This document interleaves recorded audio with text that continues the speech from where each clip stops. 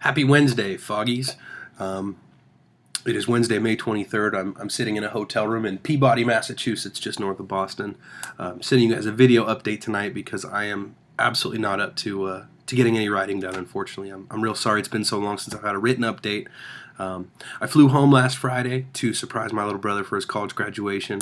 Once again, Kevin, I'm very proud of you. Congratulations. I know you worked your ass off for it, and you've earned every bit of it.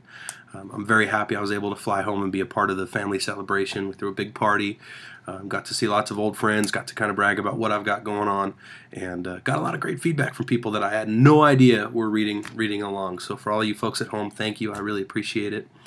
Please send me an email, send me a comment, let me know what you think. I can't make the website better, I can't make the articles better unless you tell me what you like. The big downside to flying home for the weekend is I did lose a couple of days on the trip. Well worth it, though, to spend that time with the family, see my puppy dog, and celebrate with Kevin. But I had to fly home. For those of you that know me, you know I don't like flying. This trip didn't do anything to help me enjoy it anymore.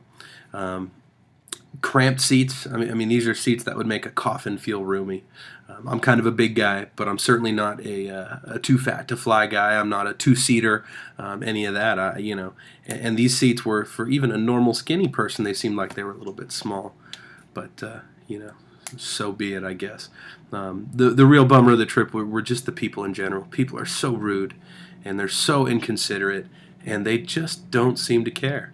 I had a young boy on one of the legs of the trip I took who was loudly bragging to his dad about how he has a cold and he's going to share it with everybody on the plane and he's going to get you sick, Dad. And I happened to be sitting next to Dad, and it looks like I went ahead and got the cold. So I've been fighting that for the last couple days, coming and going, and it seems like it's hopefully on its last legs now, but it's been kicking my butt and keeping me from getting any real work done. So I'm very sorry about all of that. I'll be getting back to it soon. But you get a video update tonight, so that's good, right? Everybody's happy with that. The good news is I got back into Boston late Monday night, and Tuesday I started my touring.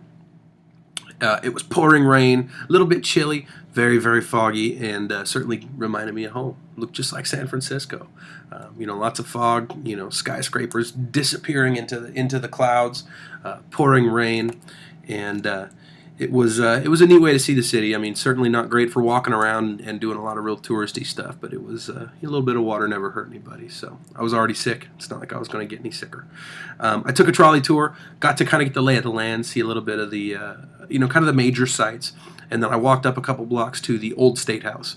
The building's about 300 years old and holds a lot of history there.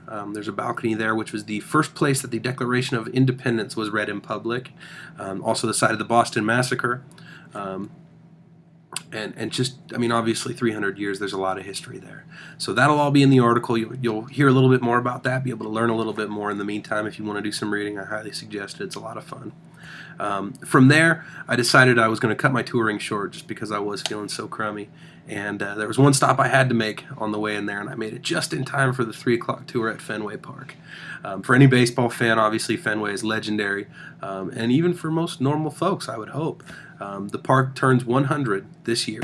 1912 it was opened, and the fabled Green Monster, the red seat out in the bleachers. It's a place that's so chock full of history for sports fans, for Bostonians. I was really lucky to be able to get in there and take a look. I had an hour-long guided tour.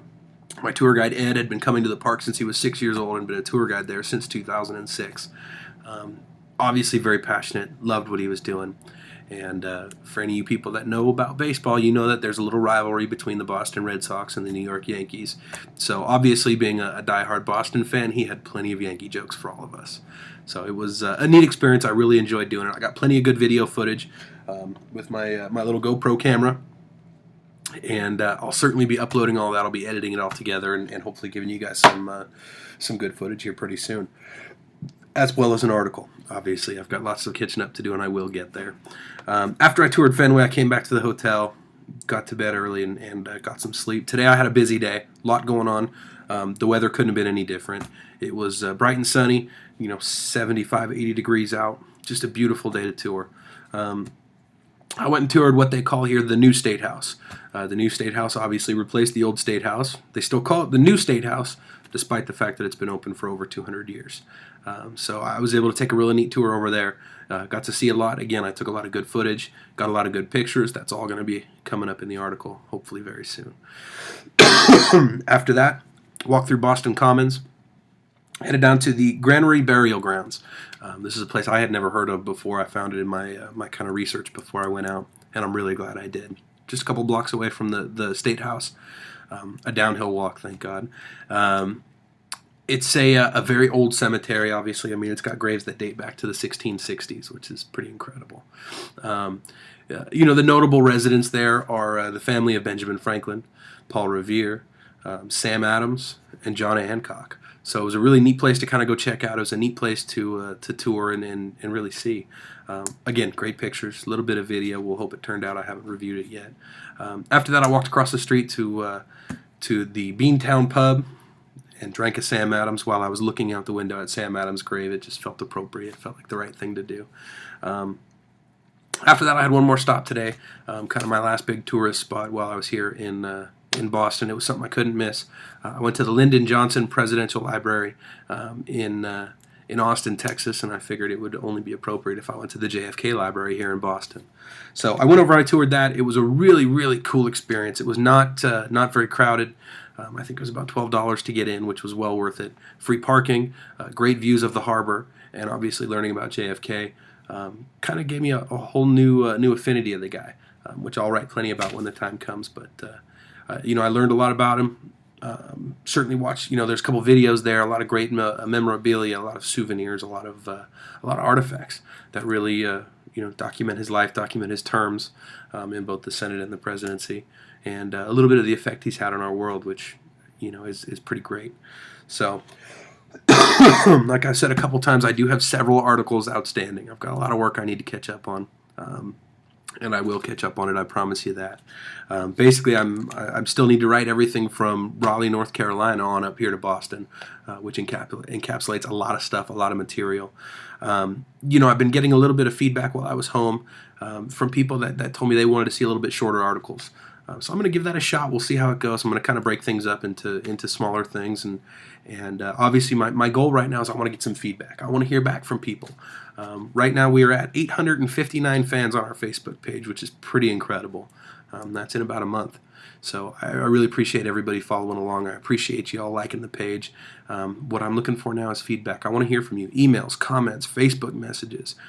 You know, I can give you a snail mail address. You want to send me a letter, send me a letter. I won't get it till I get home, but I'll read it and I will respond to it. So what's it going to take, guys? You got to let me know.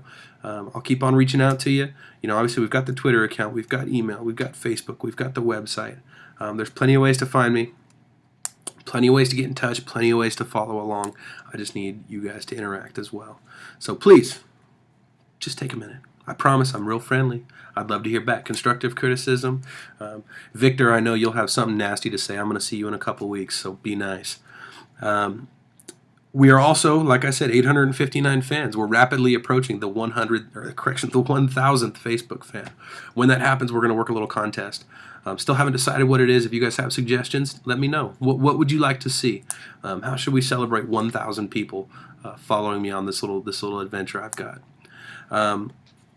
Future stops, Portland, Maine tomorrow, by way of Salem, Massachusetts. Going to go learn about some witches. Going to go up to Portland and see what Maine's all about. From there, I'll start my way back west, working my way across the country and seeing some of the northern states.